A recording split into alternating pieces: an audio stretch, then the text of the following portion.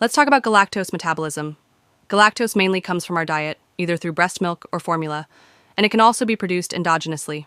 First, galactose is phosphorylated by the enzyme galactokinase, GALK, to form galactose 1-phosphate, GAL1P.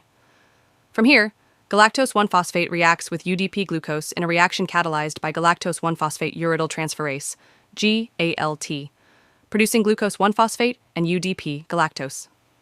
UDP galactose can be converted back and forth with UDP glucose by the enzyme UDP galactose 4 epimerase, GALE. Finally, glucose 1-phosphate can be converted to glucose 6-phosphate, which then enters glycolysis or glycogen synthesis. Now, let's talk about enzyme deficiencies. If there is a galactokinase, GALK deficiency, galactose cannot be phosphorylated.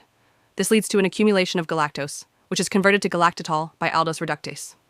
The buildup of galactitol in the lens causes infantile cataracts, but usually without severe systemic illness. On the other hand, if there is a galactose 1-phosphate uridyl transferase, GALT deficiency, which is the most common and severe form of galactosemia, galactose 1-phosphate accumulates. This is toxic and leads to serious symptoms such as vomiting, hepatomegaly, jaundice, failure to thrive, and risk of E. coli sepsis in infants. This condition requires strict dietary elimination of galactose and lactose. So in summary, galactokinase deficiency mainly causes cataracts, while GALT deficiency causes classic, severe galactosemia with liver dysfunction and risk of sepsis.